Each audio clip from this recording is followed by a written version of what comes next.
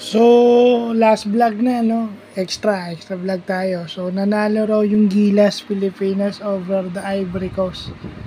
So, si Junmar at saka si Clarkson, si Scotty, yung nag-lead ng scoring. Tsaka si AJ Edo. Kai Soto, yun yung mga double figure scorers eh. No?